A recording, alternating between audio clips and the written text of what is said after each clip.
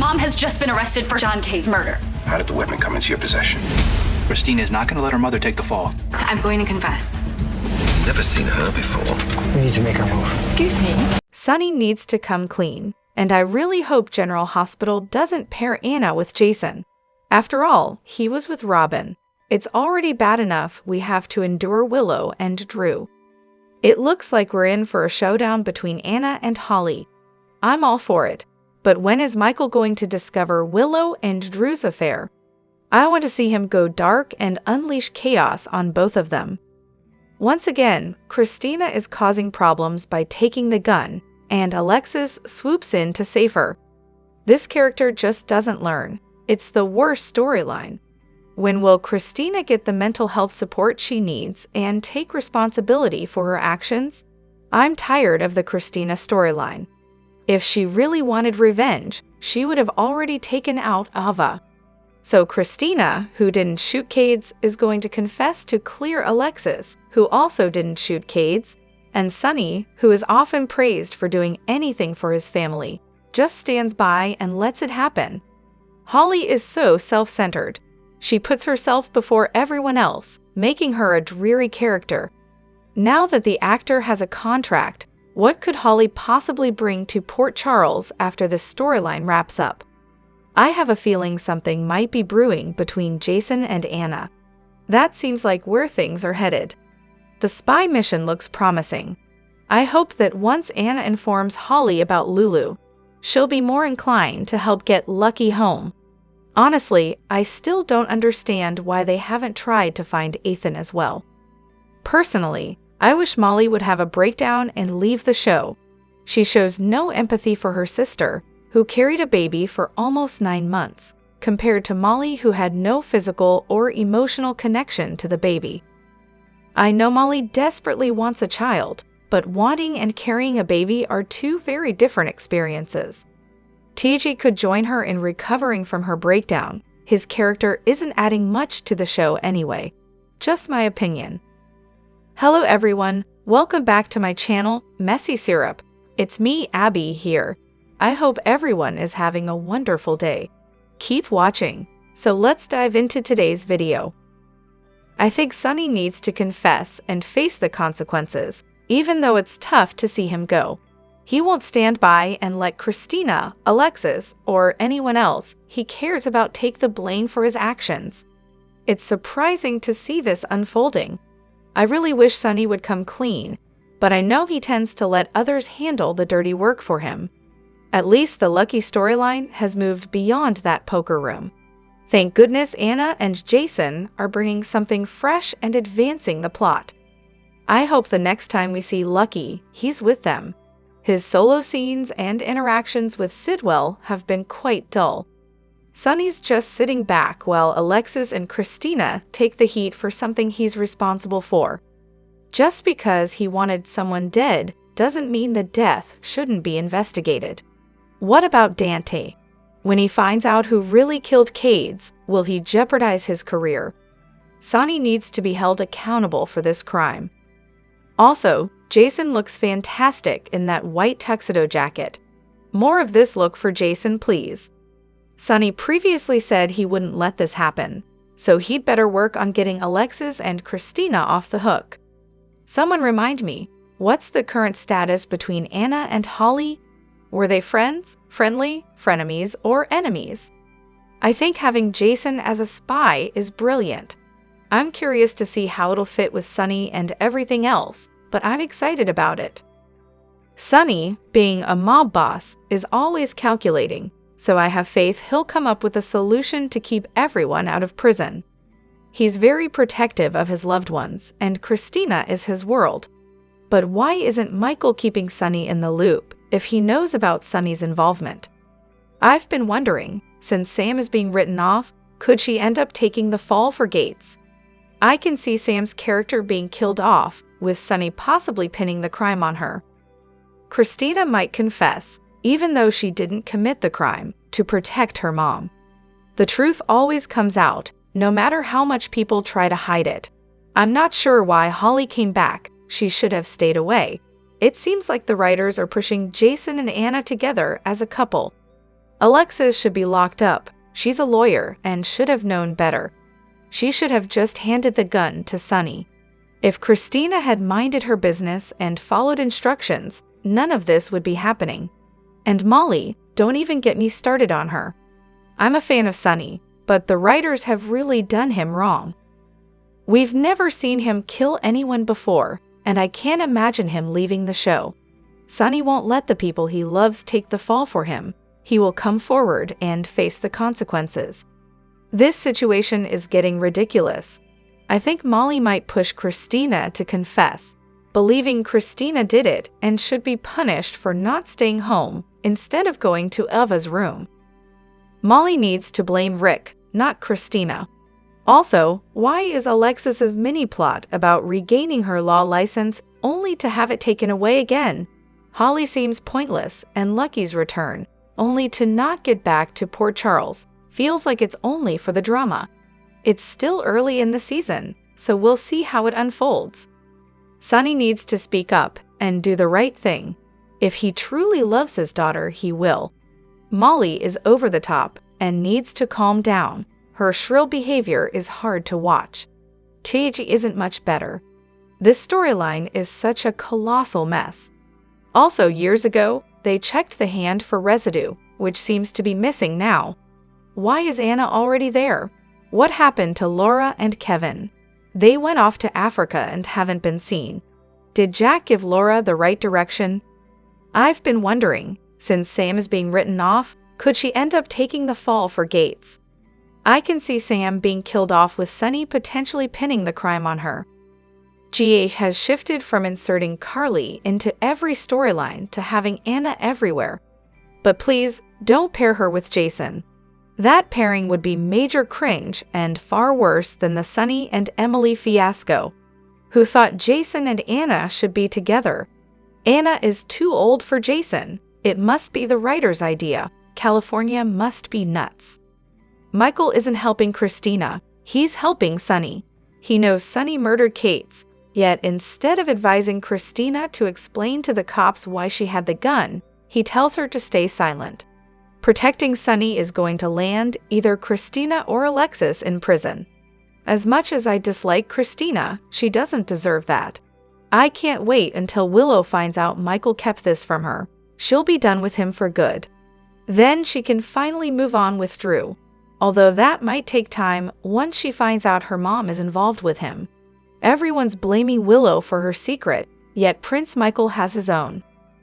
Molly deserves to face consequences for turning in Kristina. She's just out for blood. No reputable attorney would do that without solid proof. If she can't be the ADA without letting her emotions get in the way, she needs to resign. Sonny is seriously sitting back and allowing the mother of his daughter to take the blame for a murder he committed, while Kristina is still under suspicion. From now on, I don't want to hear anything about how Saint Sonny always protects his kids or their mothers. People would be furious if it were Ava or Nina letting their kids be suspected of a crime they committed, yet those same people continue to put Sonny on a pedestal. I have to say, Alexis getting rid of the gun before talking to Kristina makes absolutely no sense. I keep hearing rumors about Jason and Anna hooking up on this adventure. Then they can double date with Brennan and Carly can stick her nose into yet another one of Jason's relationships. One surefire way to keep Willow from looking at Drew is for Nina to tell her that he's sleeping with Carly. This would not only destroy Willow's new relationship with Nina, but also infuriate Carly, knowing that Drew is messing with Michael's life and sleeping with the woman they both despise. Could it be that Kristina shot Kate's first? I'm only saying this because he didn't even attempt to defend himself when Sonny drew his weapon. An agent would at least try to protect himself. Where was his protective vest? Why are people even mentioning Carly as the Spencer family matriarch now that Bobby is gone? Matriarch of what? It was just Aunt Ruby, Luke, Bobby, and Carly. Now it's Lulu, Lucky, and their children. Matriarch of what? A restaurant? I don't get it. Did anyone notice how GH didn't show the scene of Kristina, supposedly in her car at the mansion? but they did show the gravesite scene. Sonny is a character with passionate fans and strong detractors. While I don't know the actor personally and can't speak to his ego compared to anyone else in the public eye, I don't think he's the core issue. The problem seems to be with the character of Sonny. He has become boring.